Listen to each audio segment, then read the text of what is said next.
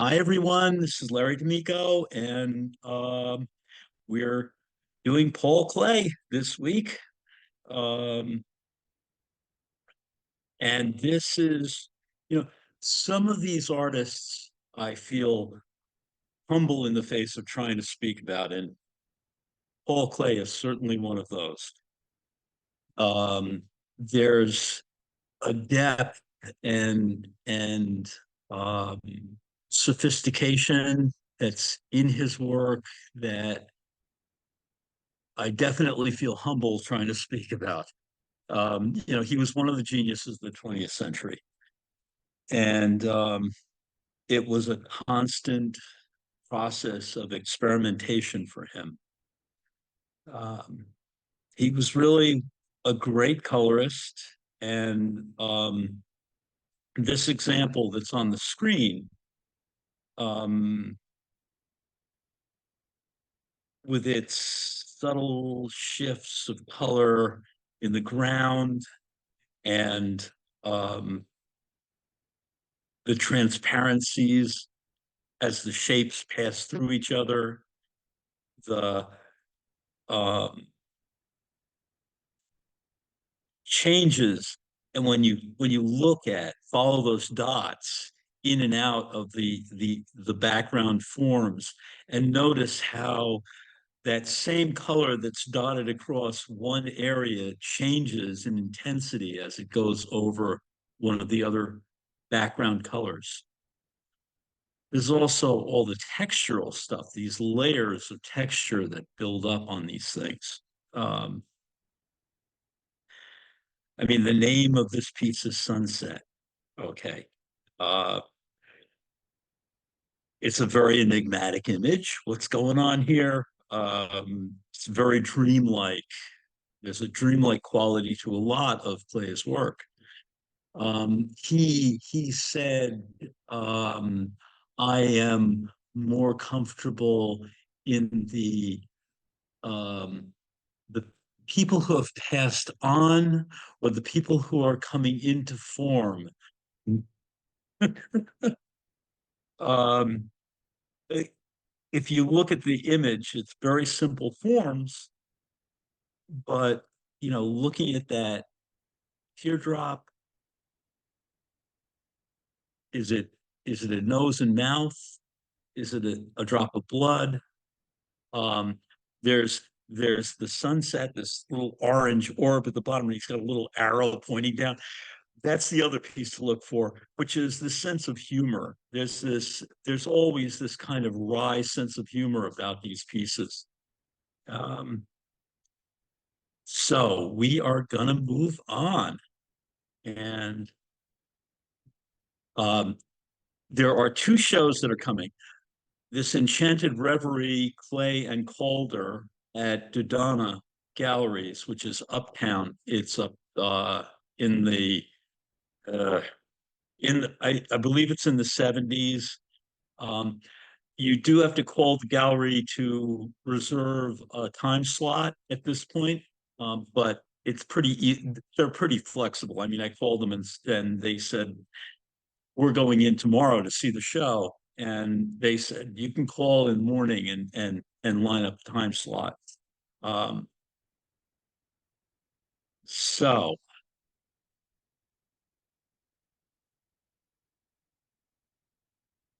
let's see. Okay. Pioneering modernist, unrivaled he's very prolific. He did 9 to 10,000 paintings in and mixed media and drawings and prints in his lifetime. He was always exploring the techniques, the range of colors, the use of certain motifs throughout his career are consistent, but the diversity of his approach are quite remarkable. So my room, this was a pen and ink wash that was done when he was 17 years old. The little drawing on the right was from 4 to 6 years old. Uh, so there, you can already see that kind of buoyant shape and playfulness in his work. Uh,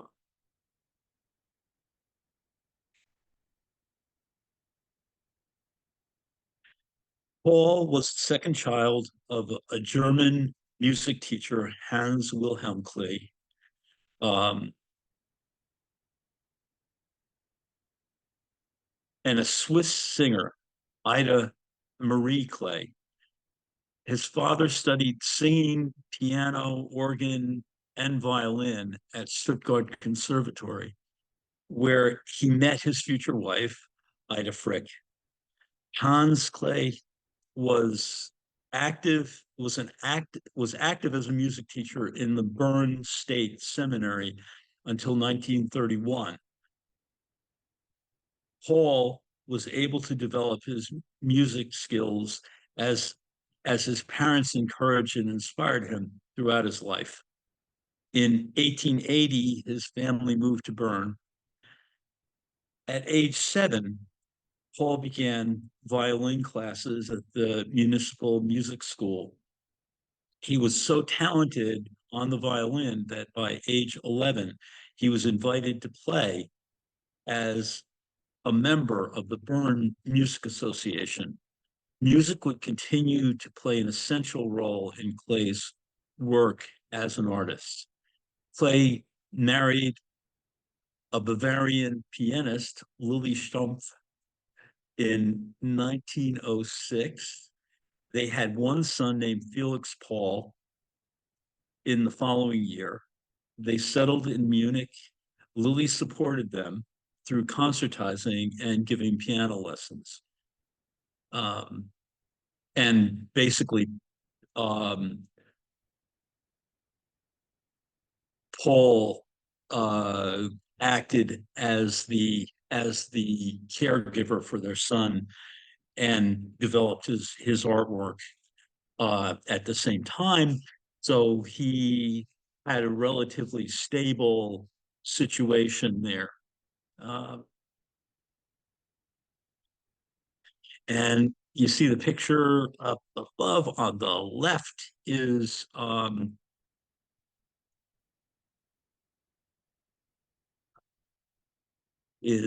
Clay is all the way over on the right of that picture. And then there's a photograph on the right of Paul standing behind his mother and father and his two sisters next to him. Um, Below, well, actually, that's his wife in the middle. Below is a picture of Paul and his wife.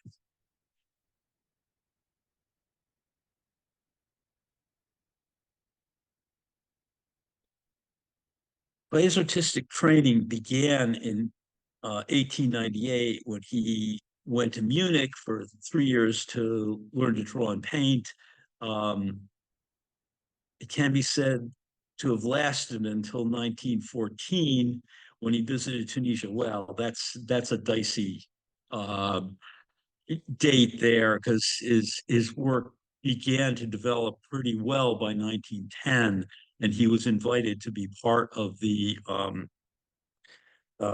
Blue Rider exhibition that took place in Munich, which included Kandinsky and um, um, Munter. I'll talk more about that. Um, Color has taken possession of me. No longer do I have to chase after it. I know that it has hold of me forever. Color and I are one. I am a painter. So that's his declaration in 1914. This Tunisia trip really brought together a number of things which he had been learning about. And I'm going to go a little bit more into that. I'm going to step back a bit. But this trip to Tunisia was with August Mackie. and another artist, and I'm forgetting his name now. Sorry. Um, but here are two of the watercolors that Mackie and Klee did of the same subject matter, more or less. Um, and you can see already the formations of this kind of abstract patchwork. Um, the grid is always somewhere in there. You know, it may not be out on the surface or very clear, but there's an underlying structure. These patches work together. Um, so let me see if I can move on here. Okay. And oh, didn't mean to go that far. Um, so basically, when he came back from Tunisia, he began to apply the same approach to the landscape near him. Um, the piece on the right is a memory from being in Tunisia, and I will show you some relationships that this piece comes out of in a couple of slides. But there's a buoyance and beauty to the color.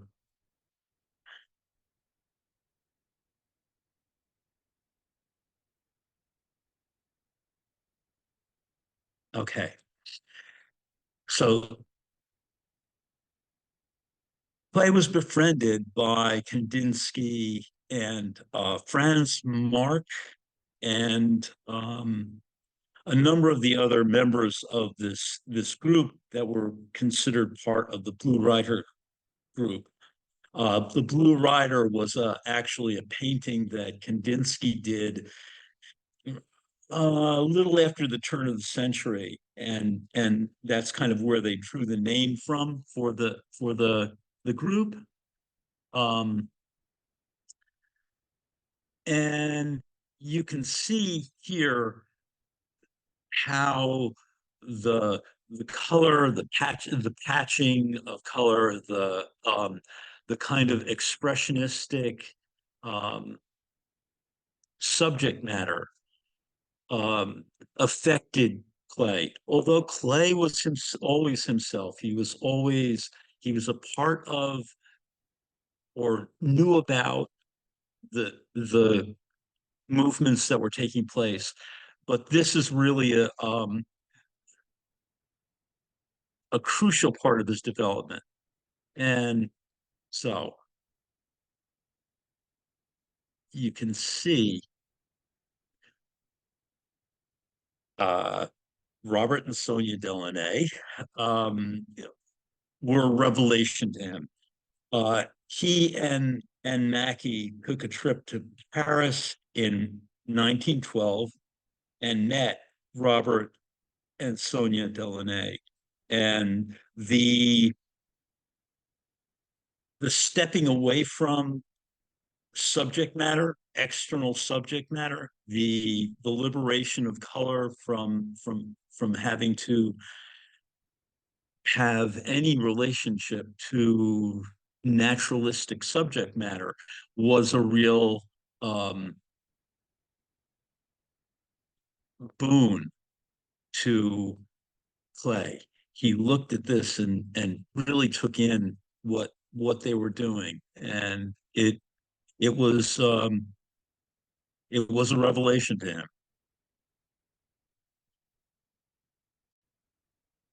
And going back to that image that I showed you before, um, you can see a little bit more clearly the the relationship to the Delaunays.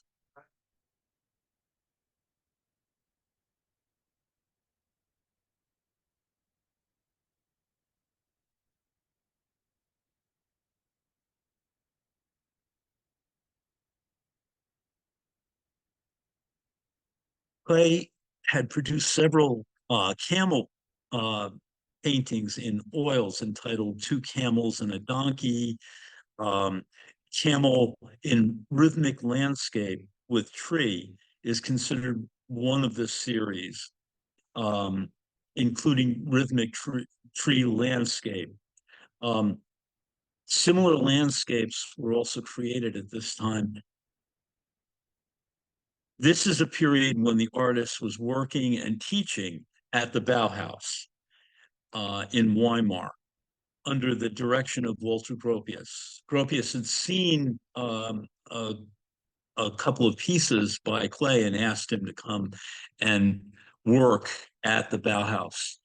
Um, as I think you know, at this stage of the game, there were a lot of artists who were affected by the Bauhaus. Joseph and Annie Albers both studied with Klee at the Bauhaus. Um, the task of teaching caused Klee to meditate on the problems of art. As a result, he produced statements to clarify his ideas, context and theory. I would like now to examine the dimensions of the object in new light to try to show how it is that the artists frequently arrive at what appears to be such an arbitrary deformation of natural forms. First, he does not attach such intense importance to natural form as do many realist critics, because for him, these final forms are not real stuff, are not the real stuff of the process of natural creation. For he places more value on the powers which do the forming than on the final forms themselves. So what we have here is the notion that the act of creation, the growth, the formulation of a work of art is not dependent on externals. It's actually trying to tune into that that that growth process. Um, One of the other things that I want to come back to is camel in rhythmic landscape with trees. So it also is like the score to a musical piece. So you'll find that often with this grid business, it does correlate to musical notes, to the form of a score. Um, from my understanding, he played just about every day. He played the violin in the morning, and he played with his wife. Um, so music and tone and harmonics are all part of this business of color.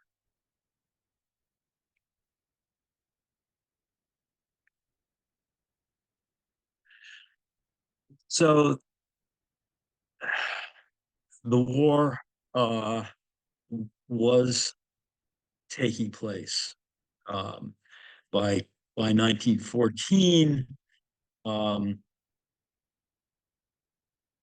Franz Marc had gone into the army and actually was was gone within. Um, August Mackey joined the army, uh, lasted until 1916, and in fact, he was in the process of being taken back off of the um, the front lines and was killed. Basically, they Klee did not go to the front lines. He was conscripted in I think it was 1916 when he was conscripted. conscripted in, and they used him to help paint um, camouflage and things like that. So he remained behind the lines.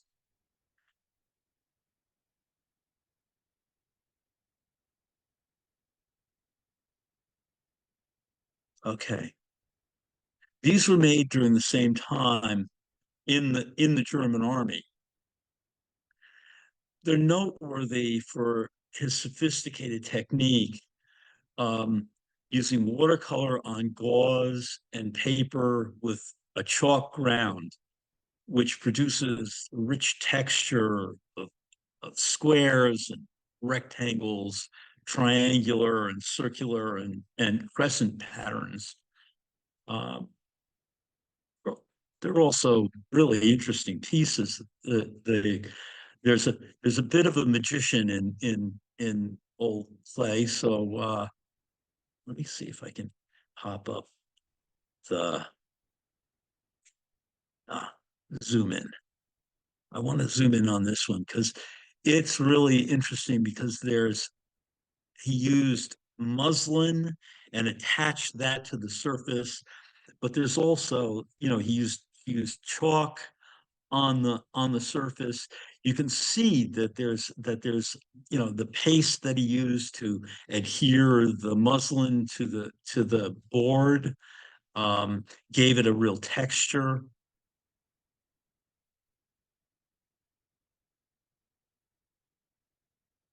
And then there's all these wacky figures, you know, and there is an ominous quality to this too. I mean, he's in the middle of the war, and people are losing their heads.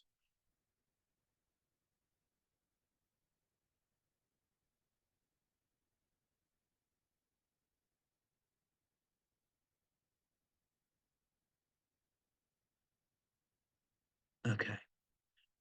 To paint well means only this: to put the right colors in the right spot. Klee offered this aphorism to his students at the Bauhaus. The Bauhaus started in 1919, so that was a bit after the war. Um,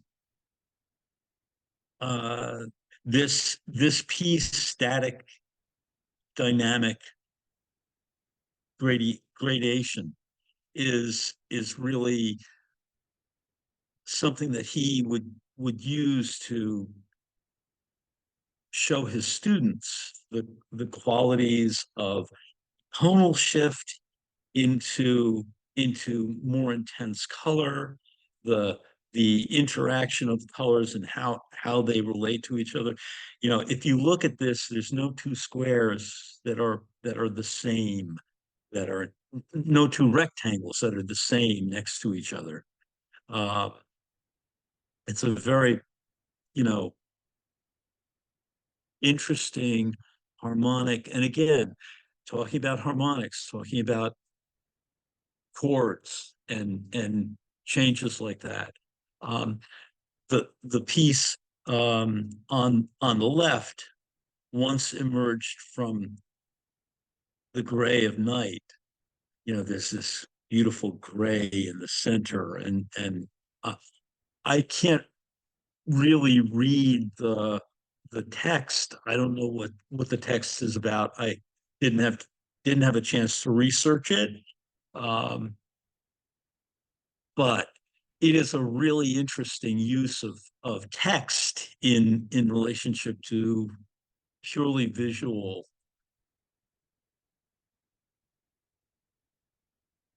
reading.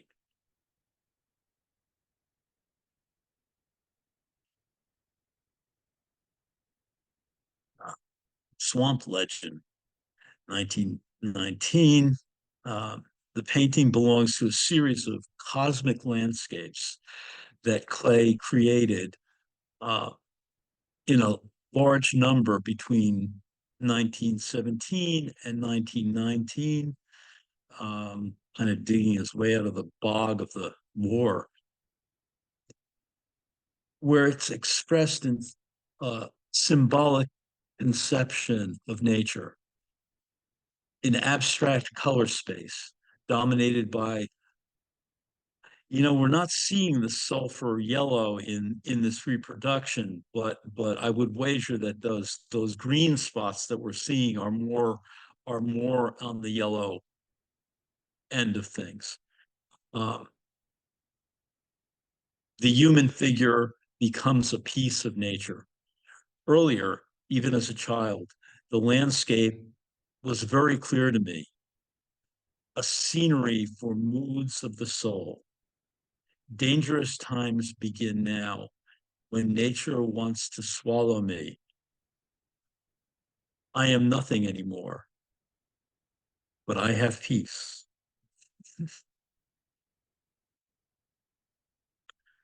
Okay. Black columns and landscape.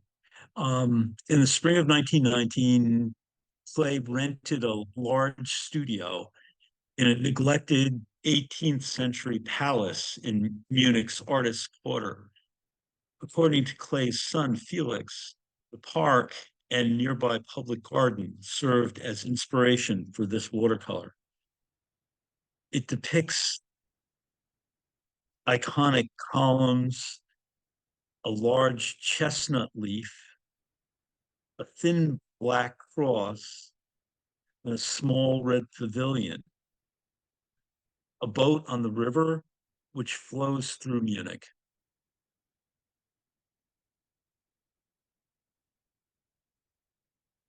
So there's this really wonderful kind of whimsical quality to these pieces. They merge, the shapes overlap, there's transparencies that are taking place. The paint quality is really very beautiful and very sophisticated. Um,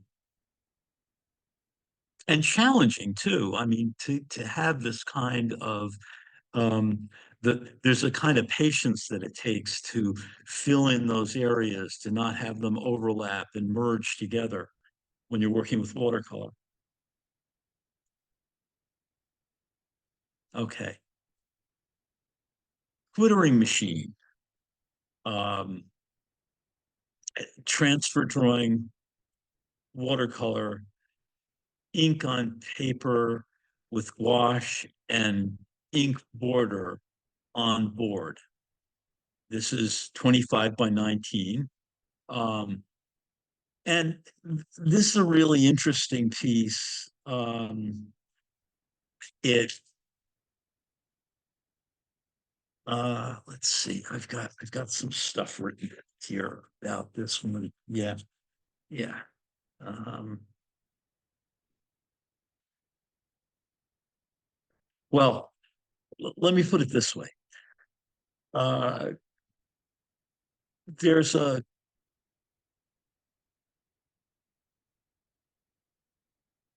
Rube Goldberg contraption, um, that these birds are on. There's this hand crank, and they're um, there's exclamation points coming out of the mouth of one of the birds, and I can't imagine that it's a sweet tweet coming out of these birds. It's more of a cacophony as the hand crank goes. Um, they're I'm thinking more along the lines of John Cage soundscape than Bach. Um, but the combination of the organic and mechanical is something which Clay plays with throughout his work. Um, this piece is really interesting. It's kind of like um, uh, you're attracted to it, and yet what's going on underneath there? There's this kind of trap door underneath these things. If you get too close, you're going to fall through. Uh, it's a really interesting piece.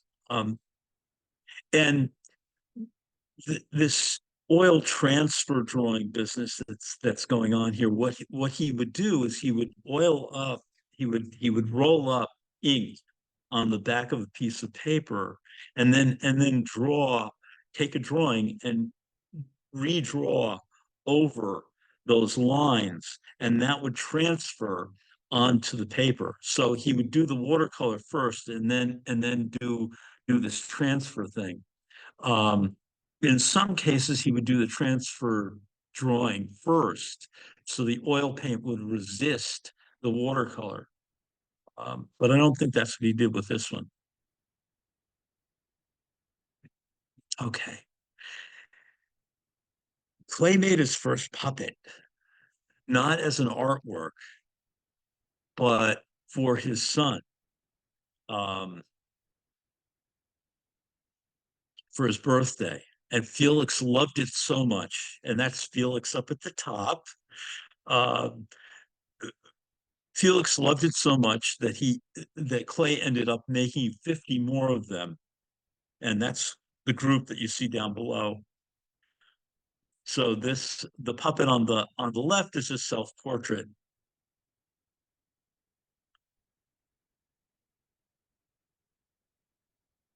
Okay.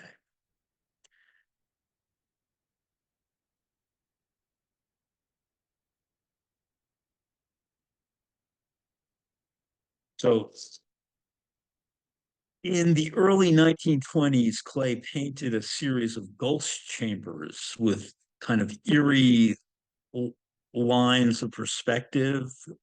Um, he kind of reduced everything to a skeletal transparency.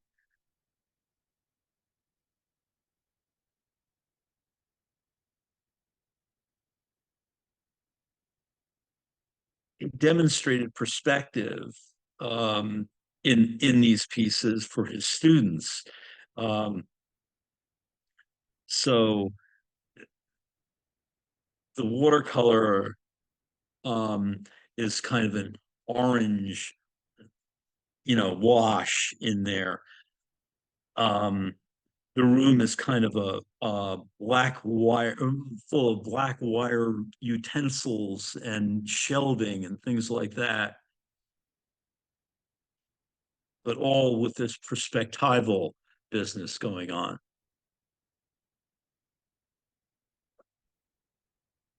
The the piece again, New Harmony on the right, is again one of the grid demonstrations of harmonics using tone and color to create a resonant quality. And this is something that he would again and again show to his students. Oh, I got a couple of questions here.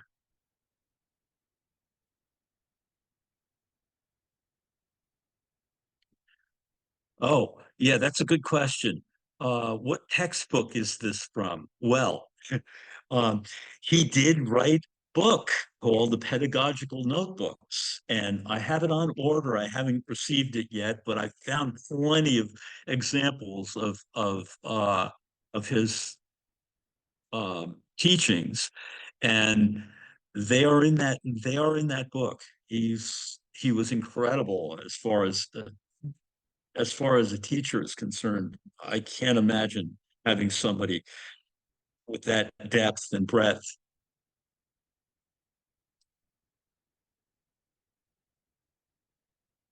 Okay. A line is a dot that went for a walk. A drawing is simply a line going for a walk. So here we have a seemingly simple gradient illustration, um, but it's really made to pop by the black line on the top and the bottom. If you kind of put your fingers over those lines and see what it looks like, it really lacks depth. When you allow those black lines to be on the top and the bottom, it resonates in a very different way. relatively small, 13 by 9 inches. A lot of his work is relatively small, but there's a lot in those things. He was a very productive artist. Okay. So, Head of a Man Going Senile is a 1922 Cubist painting. They're calling it Cubist. I'll go with it. 16 by 15, oil on canvas mounted on board. Um, Again, this is the textures in this are really something to see. You know, the resonance, the underpainting, and the things that kind of show through the surface um, are not something that you can really see well on online. So I recommend going to see these shows. Um, Clay's adaptation of the human head divides an elderly face into rectangles of orange, red, yellow, and white. The flat geometric squares within the circle resemble a mask or patches of a harlequin, hence the title's reference to the artist performer uh, Senecio. The triangle and curved lines above the left and right eye, respectively, give the illusion of a raised eyebrow. The painting uses lines, ambiguous shapes, and space, all to demonstrate the principle of Clay's artistry in a simple graphic elements that are set in motion by the energy of the artist's mind.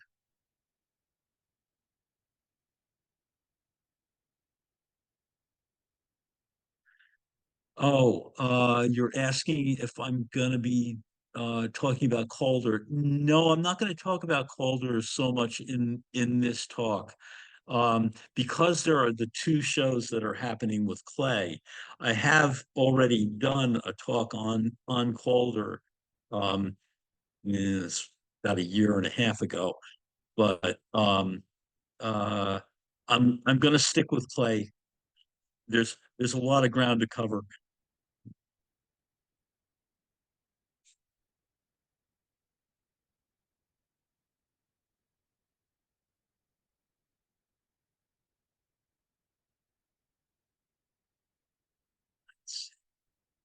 I think I'm gonna before we leave this one, I want to zoom in a little bit so you can get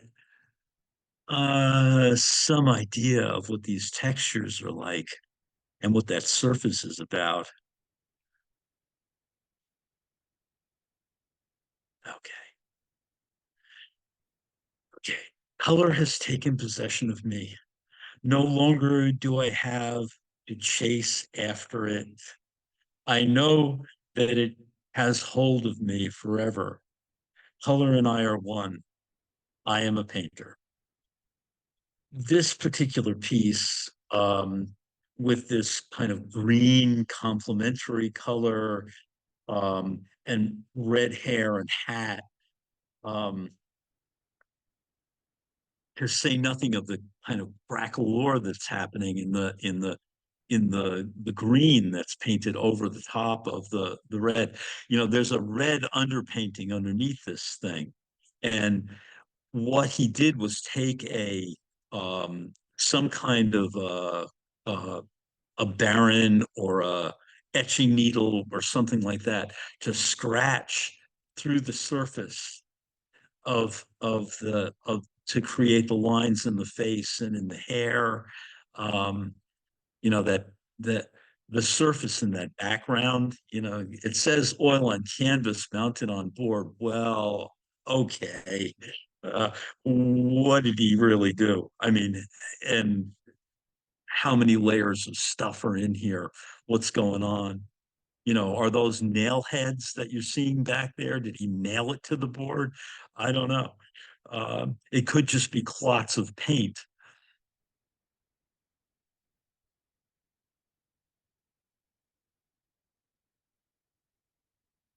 as a matter of fact. Why not? We might as well zoom in on this one too, just to see what's going on here.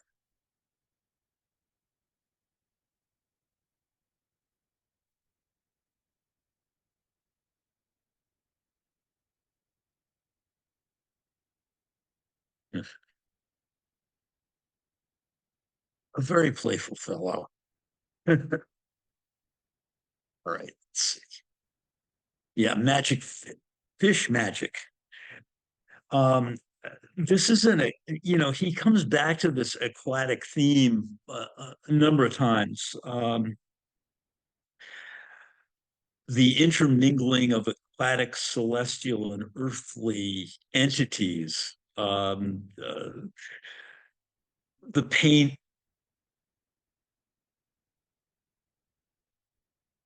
is covered by a delicate surface of black paint under which are these dense multicolors. Just as I was saying, the piece before this was scratched out. This was again, much of this was scratched into to create those lines.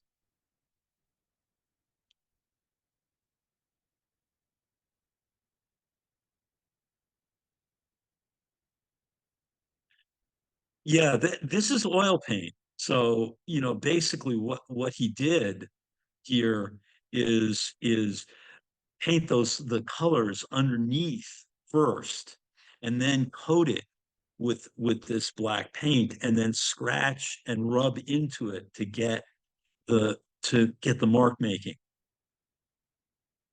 So it's got this kind of mysterious fragility to it. There's a kind of a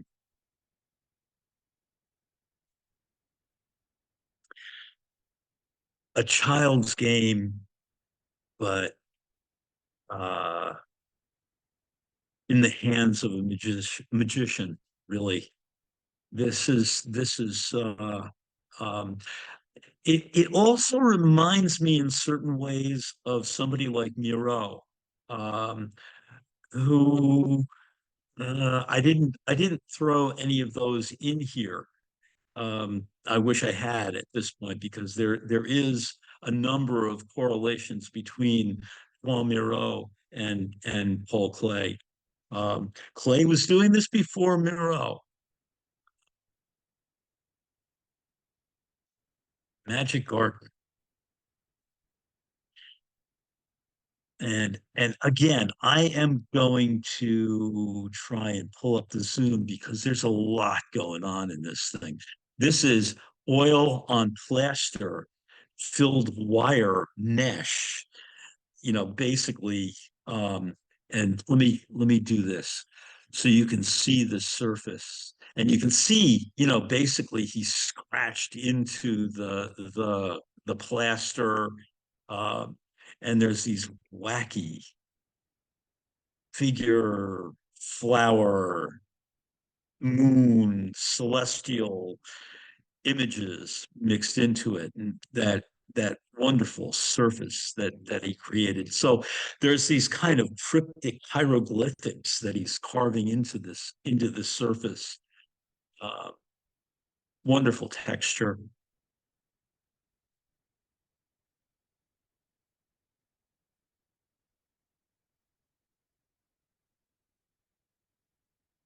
I wish I had some shots of his studio because it's definitely, he's got all this stuff on the tables and these an array of tools that he uses to uh, delve into these things. I better keep moving because we've got a ways to go. So um,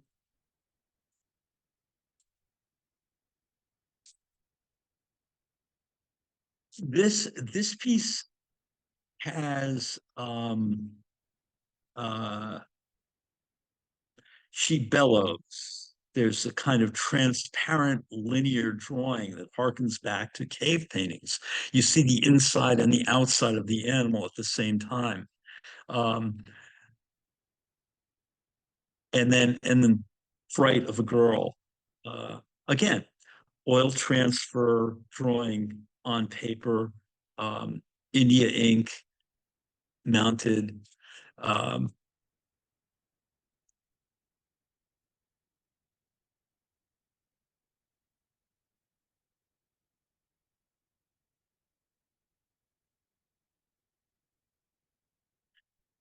okay, red balloon.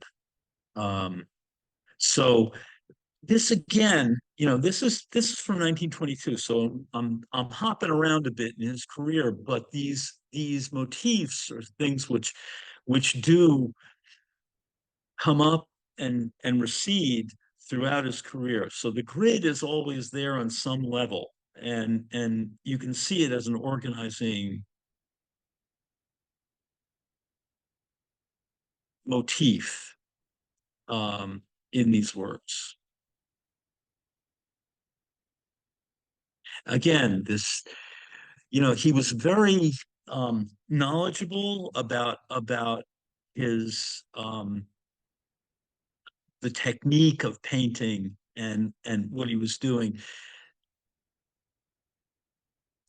So he knew many of these approaches that he was taking might not last archivally, but the quality of the surface was very important to him. And often, he would use combinations of things. The oil on chalk, um, it gives that it actually makes the oil wick into the surface, so it gives it a much drier, trustier feel.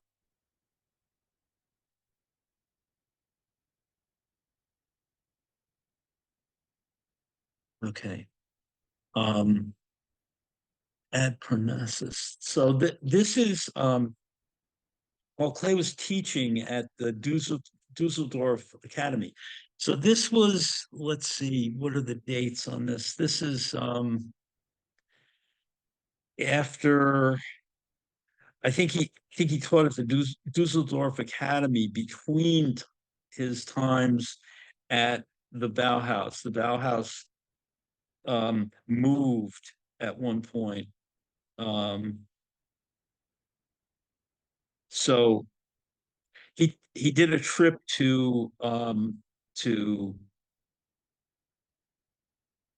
Egypt a few years prior to doing this piece. Um, and the painting process consisted of applying a range of muted squares underneath the surface first before he came in with all these dots. So this kind of pointless technique that he used in a number of different pieces was something that he would do an underpainting first and then come in with these dots and um develop it, and there's an interpretation of this as Mount Parnassus in Greece, but also there's the um the pyramid aspect to it.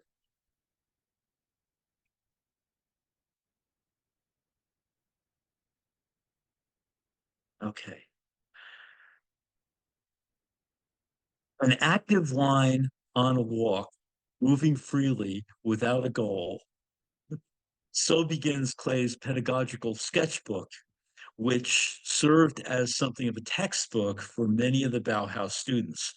5 pages follow this famous description, the most basic of human marks, outlining various types of lines, from those that circumscribe themselves to others that contain fixed points. Each example is accompanied by a diagram, which Klee likely drew on a blackboard during one of his lectures. Many of Klee's lessons centered around this type of categorization, demonstrating multiple ways in which a point can become a line can become a plane, and so on. Beginning with the fundamentals, Klee modeled his teaching method after the way children learn to read. First letters, then symbols, then finally how to read and write. He explained just as you can rearrange a series of letters to make different words, Klee would ask his students to repeat the same form in many positions, in as many positions as possible.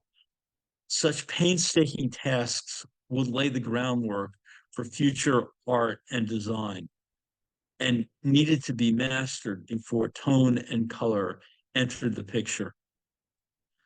So you see basically this very sophisticated color theory and and compositional notion that was behind all this work.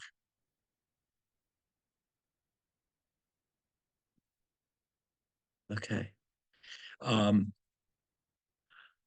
when Klee hosted a class at home, he often required the students to spend time observing tropical fish in his large aquarium. The fish would turn, the artist would turn the lights on and off, coaxing the fish to swim and hide, while encouraging the students to carefully note their activity. For those who know Klee as the father of abstract art, this lesson may seem surprising. However, Klee was deeply concerned with creating movement in his compositions.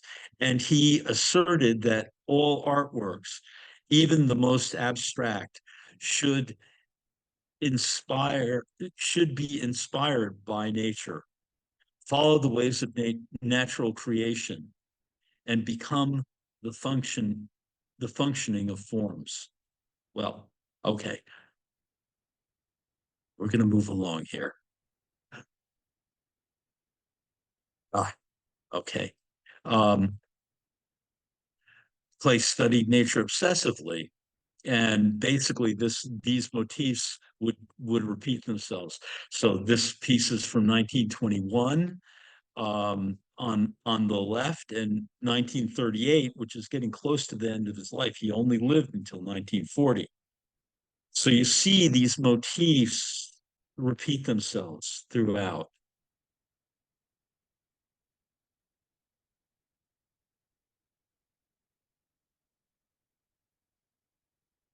Again, the grid applied in different forms.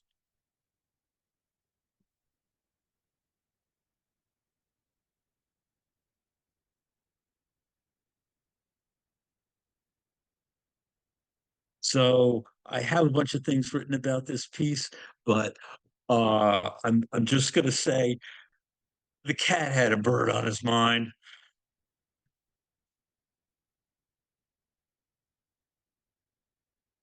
and there's the cat.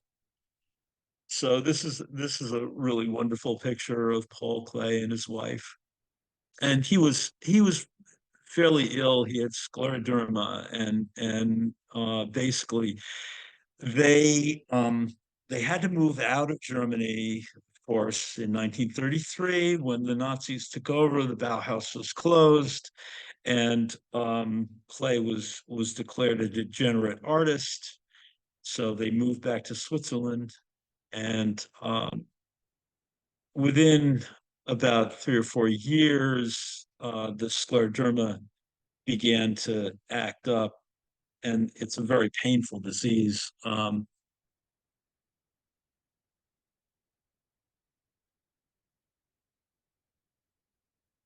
But Klee continued to work.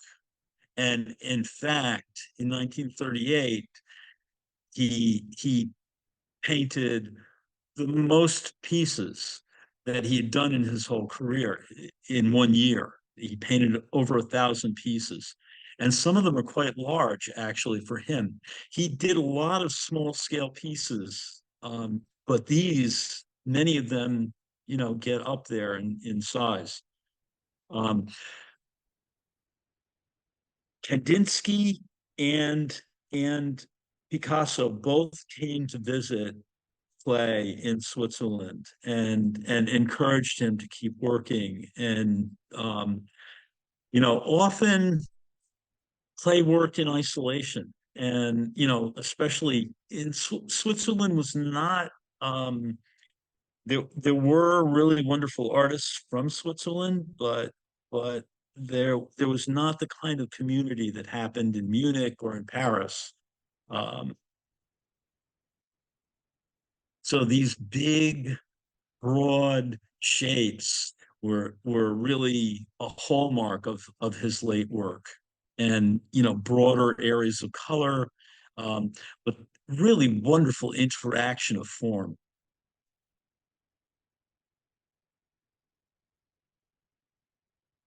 Underwater Garden, beautiful harmonics, just this range of blues and earth tone.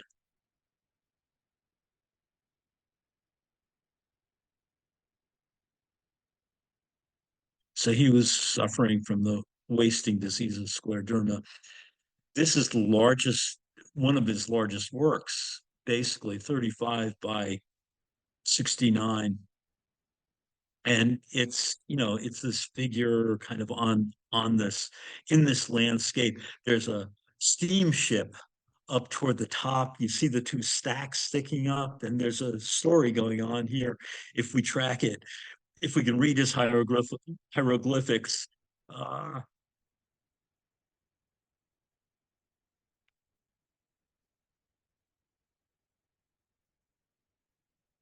okay, death and fire, 1940. This was one of his last pieces, and this kind of skull-like form.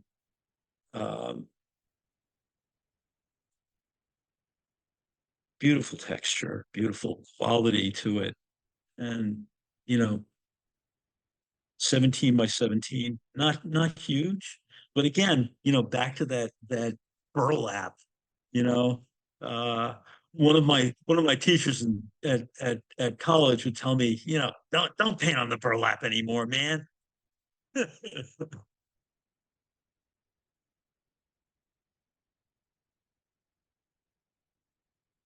So, Signs in Yellow, that's from 1937. Um, there's a buoyance to this work, but there's teeth. There's this balance of dark and light. There's the tragic and the comic coming together in his work. Um, there's a wonderful talk from the Metropolitan in the Magic Kitchen, which is I recommend to anyone who wants to learn more about his approach to painting. That's the place. That's a good place to go. There's also a wonderful documentary now. The voiceover on this documentary is kind of an AI voice, but it really does cover a lot of work. So there's a lot of pieces in there, and some of the commentary is actually really helpful and illuminating. So that one's also worth it on YouTube. Um, so in 2 weeks, I'm gonna do the shows that are on at the Morgan, which is Beatrix Potter and this other fellow who does animal things. Let's see, what's his name? Walton Ford, who I know nothing about, but I've seen some of his work and he's pretty interesting. So um, I guess I'll see you folks in a couple of weeks. Um, and be well. Oh, the shows that are on the Paul Klee psychic improvisations is at Werner. That's not opening till May 2nd, but it's a really, really wonderful collection that you can go to the website and see some of. And they're they're pulled from all over the place. So, and then this Enchanted Reverie is on now. Um, so thank you for joining me, and we'll see you.